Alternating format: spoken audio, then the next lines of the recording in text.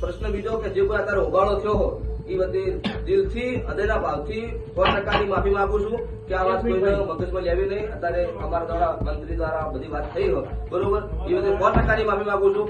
ઠાકોર સમાજનો કાર્યક્રમ હોય છે. ગિરિબેન ઠાકોર ત્યાં ભાષણ આપી રહ્યા હોય છે. ભાષણ આપતા એ અંધશ્રદ્ધા વિશે બોલે છે. ભુવાજી વિશે પોતાની પ્રતિક્રિયા આપતા એવું કહે છે કે ભુવાજી ઠાકોર સમાજને જ ગેરમાર્ગે દોરતા હોય છે, એમની પાસેથી પૈસા લેતા હોય છે. એના પછી એક ભુવાજીનો વિડીયો સામે આવે છે જેમાં એ ગિરિબેનને ચેલેન્જ આપે છે. ભુવાજીનું નામ અરવિંદભાઈ છે અને એ ચેલેન્જ આપ્યા પછી બહુ જ બધા સવાલો ઊભા થાય છે. ગિરિબેન પણ કહી દે છે કે તમારી પાસે કંઈ હોય તો તમે સામે આવી જજો. એટલે આખો મુદ્દો જેમ જેમ ઠાકોર સમાજમાં ફેલાય છે એક કાર્યક્રમ, અને એવું કહેવાય કે બધા જ ઠાકોર સમાજના આગેવાનો ભેગા થઈને નક્કી કરે છે કે આવું અંધશ્રદ્ધા ફેલાવતા જેટલા લોકો છે એમને ત્યાં જઈ અને એમનો પર્દાફાશ કરવાનો છે.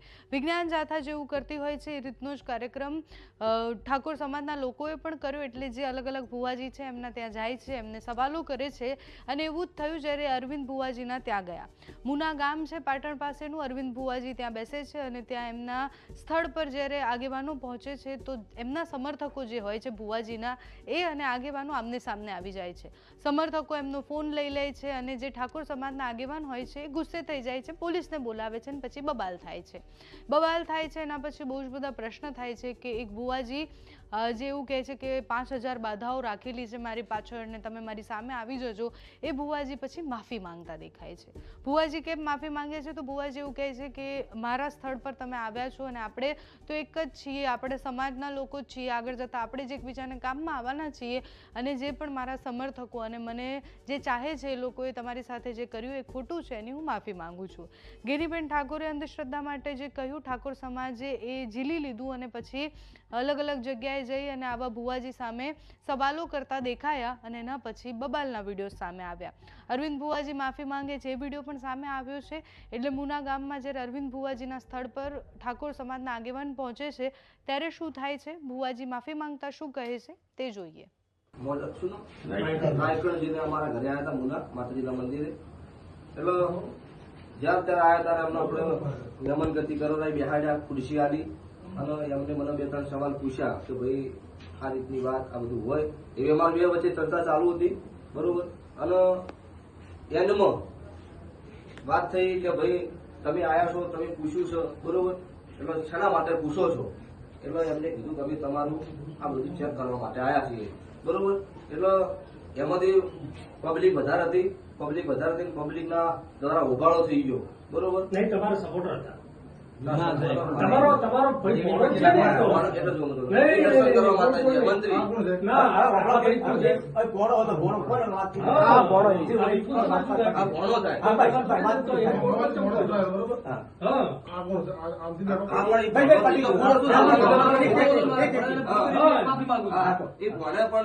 જે કોઈ કર્યું એને કાયદેસર માફી લગાવશું ભાઈ બરોબર. એમાં કોઈ બીજી વાત નહીં કે ખોટું કર્યું છે એ તો એના ઘેર જતો રહે, ભોગવવા અમારે થાય એવો ધંધો કરવો નહીં, ભલે મારે ઘેર નહીં આવે ચાલશે.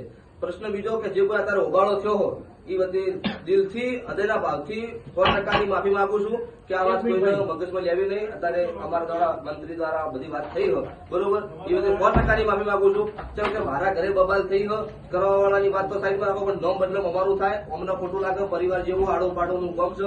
એટલે દરેકને આ માધ્યમથી જણાવવાનું કોઈને આ વાતનો મન દુઃખ રાખવું નહીં. કે અમારો પરિવાર છે, કાલ દાડો ભેળું રહેવાનું છે. એટલે કોઈને મગજમાં ખોટી વાત નહીં, ખોટી વાતમાં લેવું નહીં.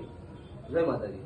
આજે અમે પાખંડ અને અંધશ્રદ્ધા વિરુદ્ધની અંદરના મુહિમના ભાગરૂપે આજે અમે મુના ગામમાં ચાલી રહેલા પાખંડ માટે અહીં આવેલા. અને એ સમયે અમે એ સ્થળ ઉપર આજે ઊભા છીએ હાલ. અને જે તે સમયે અમે બેઠા હતા ત્યારે અરવિંદ ભુવા કરીને અહીંયા આખું આ એક ચલાવે છે અને એની અંદર અમે લોકો અહીંયા બેઠા હતા, એમની સાથે વાતચીત કરતા હતા. તે સમયે એમના સપોર્ટરો અમારી ચારે બાજુ થઈ અમારી સામે એટેક કરેલો અને એટેક કરવાના પરિણામે અમારા સાથે ધક્કામુક્કી થયેલી, અમને ડરાવવાનો પ્રયત્ન કરેલો. એટલે આવા જે મુહિમ ચલાવવાવાળાને આ લોકો એવો મેસેજ આપતા હતા કે અમારી સામે કોઈ પ્રશ્ન ના કરી શકે.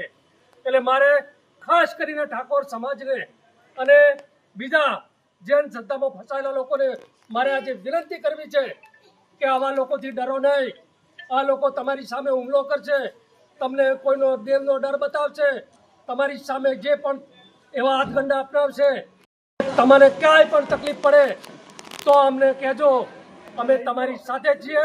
અને આવા પાખંડીઓ ક્યાંય પણ આવે તો તમે અમને કહેજો, અમે હવે કફન બાંધીને ફરીએ છીએ, એની કોઈ ચિંતા ના કરતા. કે અને એને